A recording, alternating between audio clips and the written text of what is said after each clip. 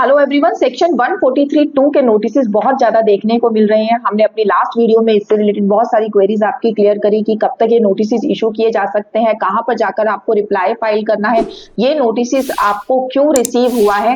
इस वीडियो में मैं आपको बताऊंगी कि नोटिस के थ्रू कितने तरीके की असेसमेंट, आपकी स्क्रूटनी असेसमेंट की जा सकती है। देखिए, सेक्शन 143(2) के अंदर आपकी 3 types of scrutiny assessment case select किया जा सकता है। Number 1 limited scrutiny assessment, number 2 complete scrutiny assessment, number 3 manual scrutiny assessment. Number limited scrutiny assessment के अकॉर्डिंग डिपार्टमेंट आपके नोटिस में एक पर्टिकुलर ट्रांजैक्शन मेंशन करेगा जिससे रिलेटेड आपका केस ओपन किया गया है, उसी ट्रांजैक्शन से रिलेटेड आपको अपने डॉक्यूमेंट प्रोड्यूस करने हैं। इसके बियॉन्ड जाकर डिपार्टमेंट आपसे कुछ भी नहीं मांग सकता।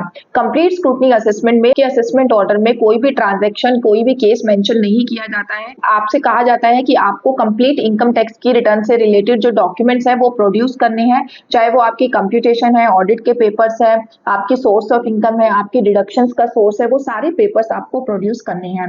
मैनुअल स्क्रूटनी असेसमेंट में आपका जो केस है वो मैनुअली पिक किया गया है। डिपार्टमेंट को ऐसी ट्रांजैक्शन का पता लगा है जो ट्रांजैक्शन आपकी रिटर्न के अंदर डिस्क्लोज नहीं थी, जैसे कि हो सकता है आपने फॉरेन प्रॉपर्टी में इन्वेस्ट किया हो, डिपार्टमेंट को ये ट्रांजैक्शन कहीं से पता लगी है और आपने वो डिक्लेरेशन अपनी रिटर्न में नहीं दी है, तो मैनुअल स्क्रूटनी असेसमेंट के थ्रू आपका केस स्क्रूटनी के लिए सिलेक्ट किया जा सकता है। कुछ टैक्स पेयर्स के क्वेश्चन यहाँ पर ये है कि क्या इन नोटिस का रिप्लाई देना मैंडेटरी है।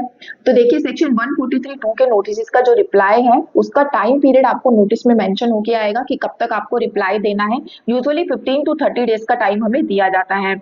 अगर आप इन नोटिस का रिप्लाई नहीं फाइल करेंगे तो आपका बेस्ट जजमेंट ऑर्डर पास कर दिया जाएगा। डिपार्टमेंट को जो भी ट्रांजैक्शन मिली है उसके according without your document submission जो भी उनका फाइनल डिसीजन है वो डिपार्टमेंट आपको दे देगा। उस पर आपको एक्स्ट्रा इंटरेस्ट सेक्शन 234 ABC का पे करना पड़ सकता है और आपको नॉन रिप्लाई की जो पेनल्टी है 10,000 पर केस का जो पेनल्टी है वो भी आपको पे करना पड़ेगा और फ्यूचर के लिए और ज्यादा स्क्रूटनी नोटिस के चांसेस आपके बढ़ जाएंगे। अब कुछ टैक्स पेयर्स का क्वेश्चन आता है कि अगर हम सेक्शन 143(2) के नोटिस का रिप्लाई देते हैं तो कब तक ये केस क्लोज हो जाएगा। देखिए, इस नोटिस के अगेंस्ट आपको जो फाइनल ऑर्डर मिलता है वो मिलता है सेक्शन 143(3) के अंदर।